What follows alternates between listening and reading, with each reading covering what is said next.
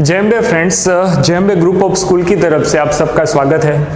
Friends, standard 10th के chapter number 5 जो कि एरिथमेटिक प्रोग्रेशन है, ओके, उसके अंदर हमने अब तक 5.3 एक्सरसाइज तक हमने किए हैं और 5.3 के अंदर भी फर्स्ट, सेकंड एंड थर्ड सम हमने किया है, जो कि बेसिक कॉन्सेप्ट था nth टर्म का एडिशन कैसे करते हैं या फिर nth टर्म फाइंड कैसे करते हैं, उतना कॉन्सेप्ट हमने अब तक इस चैप्टर के अंदर देखा हुआ है।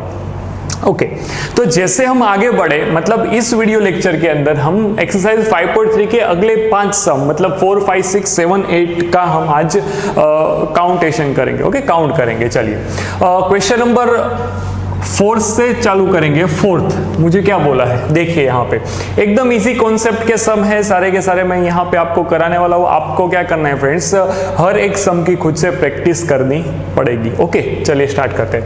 How many terms of AP, कितनी टर्म्स एपी की, एपी कुछ दिया है 9, 17, 25 ऐसे, must be taken to give this sum of 636। Okay, तो यहाँ पे जो डेटा दिया है उसके हिसाब से अगर मैं आगे बढ़ूं फ्रेंड्स, तो मैं कुछ ऐसा लिखूंगा। First term a is equal to दिया है 9, common difference d is equal to 17 minus 9 करूंगा तो मुझे कितना मिलेगा फ्रेंड्स, अगर 17 में से अगर 9 माइनस करूंगा तो मुझे 8 मिल जाएगा। ओके, जो पहले गिवन है उसको मैं पहले लिखूंगा, a दिया है, d दिया है, एंड सम sn आपको दिया गया, sn is equal to 366।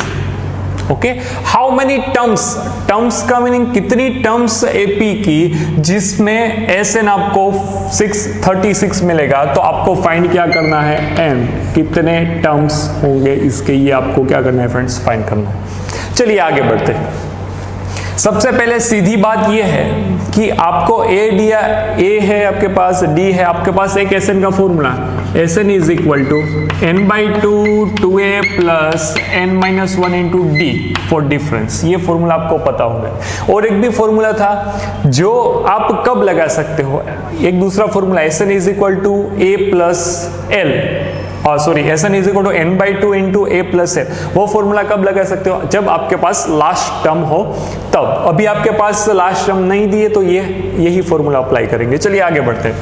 SN एक टर्म दिया है 636 इज इक्वल टू n, मुझे फाइंड करना है तो n/2 यहाँ पे लिख दूंगा 2a, तो 2 इंटू 9 प्लस n की वैल्यू फाइंड करनी है यहाँ पे n-1 इंटू डिफरेंस कितना मिला मुझे 8। ओके फ्रेंड्स, देख सकते हो आप लोग। आगे बढ़ते हैं। चलिए यहाँ पे आएगा, एक काम करते हैं, ये n अगर अंदर मल्टीप्लिकेशन दूंगा, देखिए कॉमन सेंस की बात क्या है, इस 2 को अगर मुझे कट करना है तो यहां से 2 कॉमन निकल सकता है, यहां से 2 कॉमन निकल सकता है। ओके, तो यहां से मैंने 2 को कॉमन निकाला, नीचे 2 था, ये बना 9 प्लस ये 2 निकल जाएगा तो कितना बचेगा 4, 4 2 सा, तो यहाँ पे 4 इंटू 2 को बाहर निकाला तो 4, तो यहाँ पे 4 इंटू n-4 ऐसा मैं लिख सकता हूँ।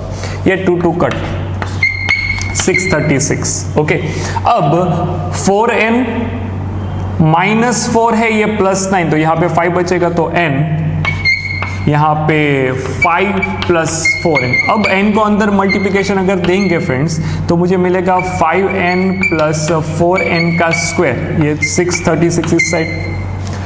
636 को लेफ्ट हैंड से राइट हैंड में अगर मैं फेंकूंगा तो मुझे कुछ ऐसा मिलेगा, 4n square plus 5n minus 636 is equal to 0। Okay, तो यहाँ पे आपको एक चीज पता है कि ये जो है वो एक क्वाड्रेटिक इक्वेशन बन जाएगा, हाँ, पॉलिनोमियल का। ओके सर, इसका अगर मुझे सॉल्यूशन करना है तो बाय स्प्लिटिंग मिडिल टर्म से भी कर सकते हो या फिर क्वाड्रेटिक फॉर्मूला से भी आप अप्लाई कर सकते हो। ओके, तो मैं यहाँ पे आपको समझा रहा हूँ स्प्लिटिंग मिडिल टर्म्स कैसे। सबसे पहले मैं क्या देखूंगा, 636 इंटू 4, यहाँ पे 636 इंटू अगर मैं 4 करूंगा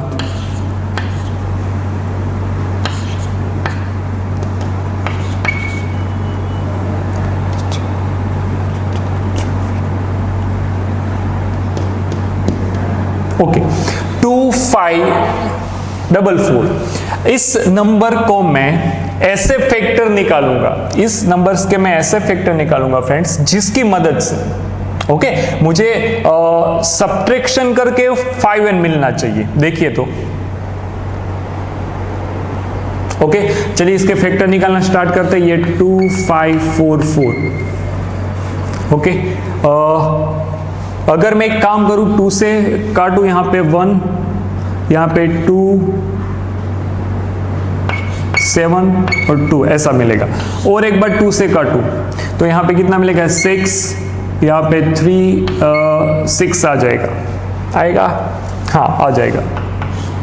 6 2 12, 3 2 6, एक बचेगा 6। ओके फिर से 2 से काटता हूँ, यहाँ पे आएगा 3, ये 1, ये क्या बचेगा 3। ओके अब मुझे क्या करना पड़ेगा कि अब मुझे ये देखना है कि ये जो नंबर है, अच्छा सॉरी यहाँ पे थोड़ी मिस्टेक कर दी है मैंने, यहाँ पे आएगा 1, यहाँ पे 8 बचेगा फ्रेंड्स। कैसे 8? देखिए सिर्फ डिवीजन करना है। 636 डिवाइड बाई 2 अगर करूँगा तो 2 3 6, यहाँ पे कैरी 0, यहाँ पे 3 रिमाइंडर 0 बचेगा, ऊपर से 3 नीचे उतारा 1, ये 2 1 6 8। ओके 318 बच जाएगा। आगे और एक बार 2 से अगर मैं काटूंगा, यहाँ पे 1 5, फिर से 1 बचेगा तो 9 ऐसा बचा। ओके चलिए अब 159 जो है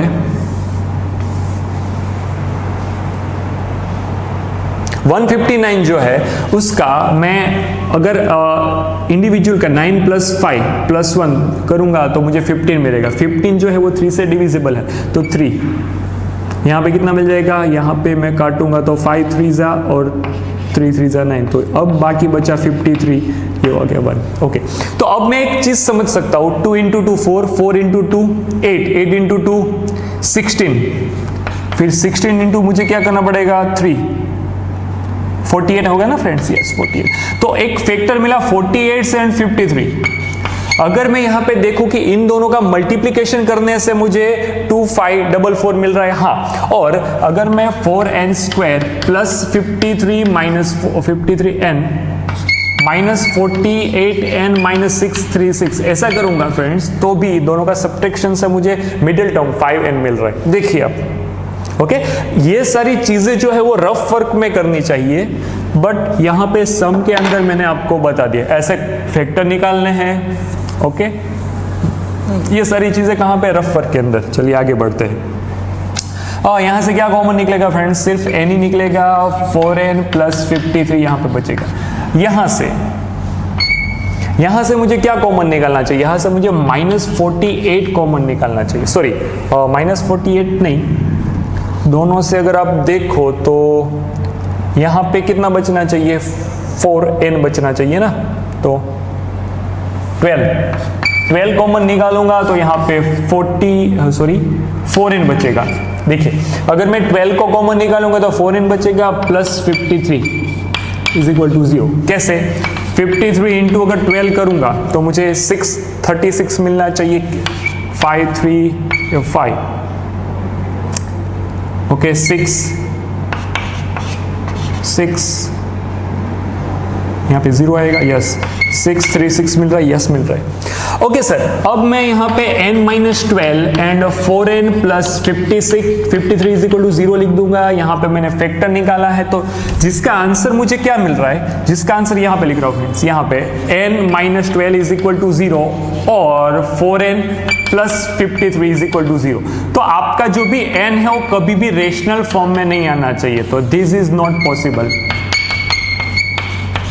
ओके ये जो है वो पॉसिबल नहीं है, तो n-12 = 0, तो n = क्या मिल गया फ्रेंड्स 12, तो 12 इज द राइट आंसर।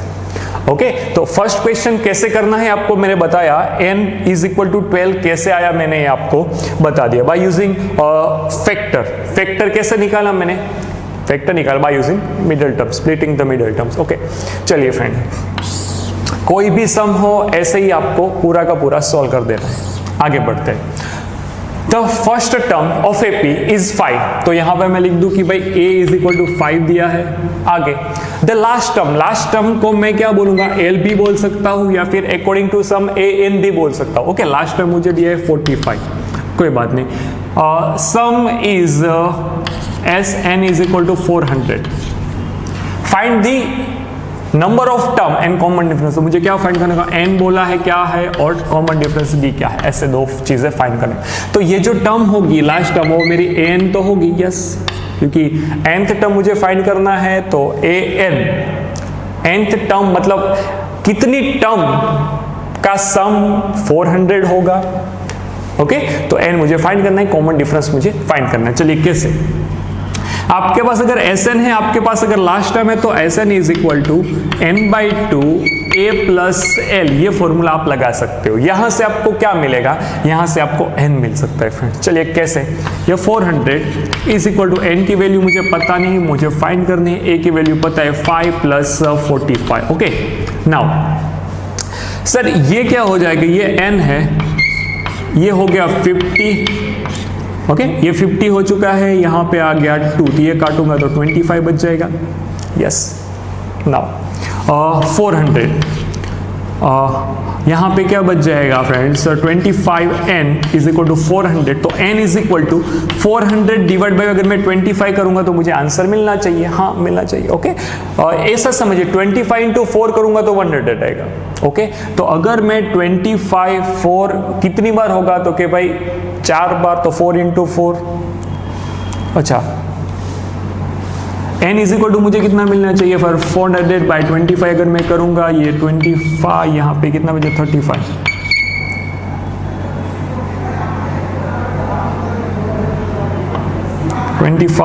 यहाँ पे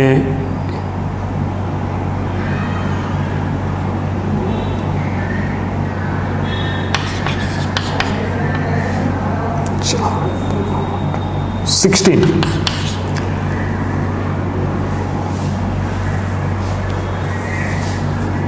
यहाँ पे 15 बचेगा, 115, तो मुझे क्या आंसर मिल गया 16। n इज इक्वल टू मुझे क्या मिलेगा फ्रेंड्स 16। ओके, n आपको मिल गया 16।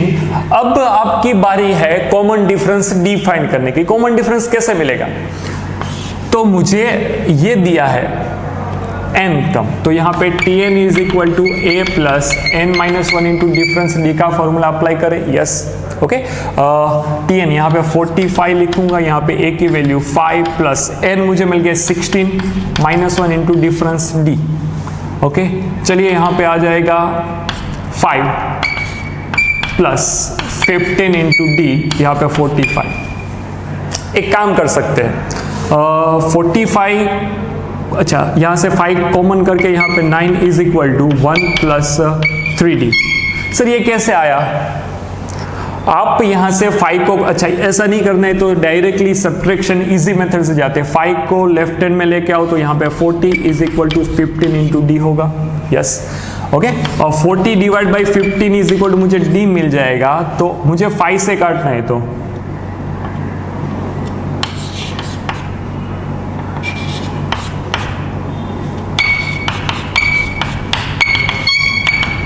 डिफरेंस मुझे 8/3 मिल गया। Difference d is equal to 8/3। Sir कैसे, 40 के फैक्टर निकाले, 8 5 15 के 5 3 5 विल बी कट। ओके, तो यहां पे मैंने क्या निकाला फ्रेंड्स, आपको n और d दोनों के दोनों मिल गया। ओके, अब क्वेश्चन नंबर नेक्स्ट के अंदर, question number next,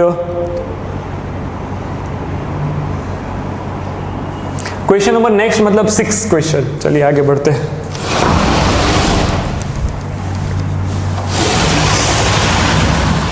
six question के अंदर मुझे कुछ ऐसा दिया है, the first term and last term of the AP. तो मुझे यहाँ पे a दिया है 17 करके, लास्ट टर्म मतलब tn या फिर l भी लिख सकते हो 350। Okay, if difference d is equal to दिया है 9, how many terms are there and what is their sum. तो मुझे n फाइंड करना है, what is n and Sn is equal to what. Okay friend, चलिए आगे बढ़ते हैं। एकदम इजी सम है, एकदम आप ऐसा बोल सकते हो कि इजीली कर सकते हो। चलिए n और Sn दोनों फाइंड करना है, तो सबसे पहले आपको जो ये टर्म दी है nth नंबर की, उसका formula tn is equal to a plus n-1 into D. इससे आप पहले n फाइंड कर लीजिए, n मिलने के बाद वो फॉर्मूला Sn के अंदर रखना पड़ेगा। सारी की सारी वैल्यू a की, d की, n की अगर वैल्यू मिल जाएगी Sn के फॉर्मूला में रखूंगा तो मुझे sum of the n term मिल जाएगा। ओके चलिए 350 इज इक्वल टू a की जगह पे 17 प्लस n कितना है नहीं पता है, वही तो फाइंड करना है। डिफरेंस d कितना है यहाँ पे 9। ओके चलिए तो एक काम करेंगे, यहाँ पे 17 प्लस 9n माइनस 9 ऐसा मैं लिख सकता हूँ यहाँ पे, यस। ओके ये क्या मिल गया, ये 350 यहाँ पे, ये 350 यहाँ पे, ये कितना हो गया 9n प्लस 8 बन जाएगा। अब 350 में से मैं अगर 8 को माइनस करूंगा तो सामने 9n बच जाएगा। मुझे यहाँ पे कितना मिलना चाहिए, यहाँ पे मुझे मिलना चाहिए 342 is equal to 9n। Okay अगर मैं काटूंगा 342 बाई 9 करूंगा, फैक्टर निकालूंगा,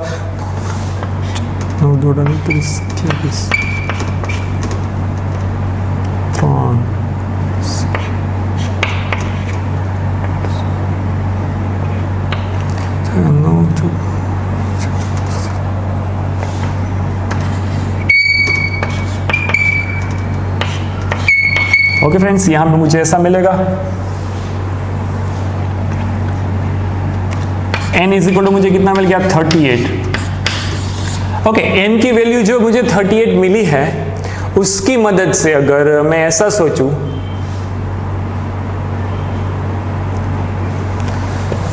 n की वैल्यू 38 मिली, उसकी वजह से अगर मैं एक फॉर्मूला अप्लाई करूं Sn is equal to n/2 a plus L. L क्यू सर मुझे लास्ट टर्म पता है। ओके यहाँ पे n/2 मतलब 38/2, यहाँ पे a की वैल्यू 17 प्लस l की वैल्यू 350 आपके पास है ऑलरेडी। ओके ये हो गया 19 इंटू यहाँ पे मुझे कितना मिलेगा फ्रेंड्स, अगर मुझे एडिशन करना है तो 367 मिल जाएगा। 367 इंटू मुझे 19 करना पड़ेगा, ये 0, ये 7, ये 6, ये 3।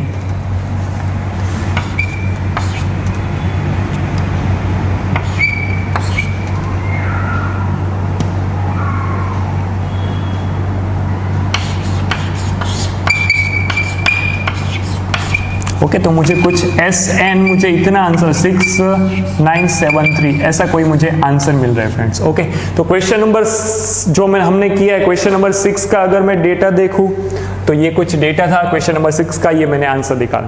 फ्रेंड्स ये जो चीजें हैं एडिशन, मल्टीप्लिकेशन या फिर सब्ट्रैक्शन, ये सारी चीजें आपको कैसे रफ वर्क में करनी है, क्योंकि सम के अंदर मैं इसको नहीं दिखा सकता। ओके तो ऐसी चीजें आपको, ये तो आपको समझाने के लिए कि भाई ऐसा ऐसा मल्टीप्लिकेशन हमने किया था।